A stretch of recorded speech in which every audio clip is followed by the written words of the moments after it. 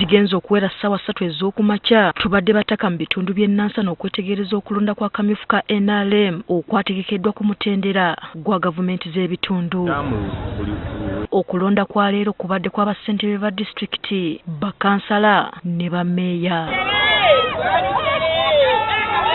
We tutuukidde Kazo Central Zone 1 tusanze abazze okulonda obabalira ku ngalo.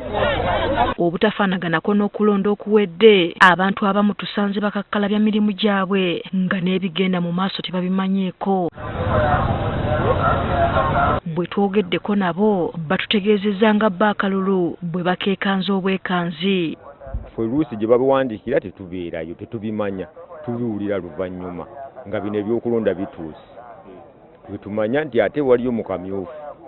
Nolwa mu kulonda bino ebyaliwo twagendawo nga batugamba mmwe temuli mu kamyufu. Ne tuvaawo ne twejjira ku mirimu gyaffe. Kati awo ne tugamba ndowooza birimu abalondemu. Kati tebereza wanene amakubo nga bw'ogalaba gafaanagana na wanene bwe tuli. Kukyanga batusuubize oluguudo luno bajja ne balonkinga ne batugamba enkeera batandika naye tewali kyali kigenze mu maaso. Kati nga tulaba n'ebibala by'okulonda nga tetulaba nnyo kirya. Ate bba ababadde bazze okulonda bategeezezza nga ku mulundi guno bwe baagala okulonda abantu abanaabakolera. Ekimpagiza omwami ono mu NRM abantu bonna ono yakyasinza okukolawo ekintu ekiragibwako.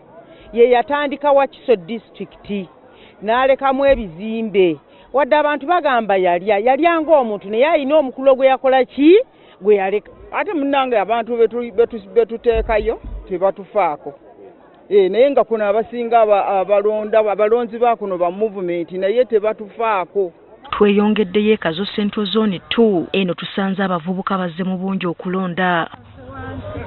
Wano wabaddewo okusikangana omuguwa okuva mu bakulembeze okuli ow'ekitundu Nathan Boogere ne ssentebe wa NRM Nansana nga buli omu alina gwawagira. Sobola okusanga nga ssentebe wa NRM alina candidate we ne ssentebe ow'ekyalo nga naye alina ki candidate we. So kati both abantu abo bombi tebategeragana. So kati oba abantu wakyaliwo obuntuntu obwo obusaamusaamu. Nze mbadde mpagira kyeyune eno abalanga boogera nakabaali. Ate sobola kuva ku kyeyune kuba nagera okuyingira ebyobufuzi bye baabinteekamu ate nga mukadde wange era kyolwa ate kyeyanga beeka nesobola muvaako ndudde naye. Kino kiwaliriza abamu ku bavubuka okwekyawa ebyokulonda ne babivaako ne bagenda. Oluvannyuma okulonda kugenze mu maaso era wano Ian Kyeyune n'aleebya banne ku kifo kya ssentebe wa disitulikiti y'e Wakiso.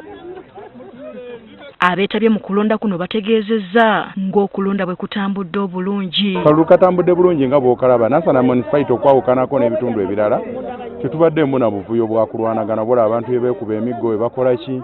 Twava mu KWMP era ntwala omukisa okwebaza abantu ba Nansana municipality ne bakola decision ennungi. Ababadde bavuganya ku bwa kansala bwa Nansana ku disitulikiti kubaddeko Beka Nsubuga, Herbert Kimbugwe, Samuel Mwesigwa ne Sam Kakungulu. Betwogeddeko nabo ku ky'obutajjumbira kulonda kuno obuzibu babutadde ku kadde akatono ke baabawa. Twaweebwa weeks 2 okukola campaign ne batusuubiza joint campaigns ezitaatuukirira. Bwe baba bamaze ekyo then president n'akyala mu district ennaku endala 5 n'azijjako kweze 14 zaatuweebwa. Kati balinda bigenda kulangirirwa ng'obululu bumaze okugattibwa okumanya n'abanywedde mu bannaakendo.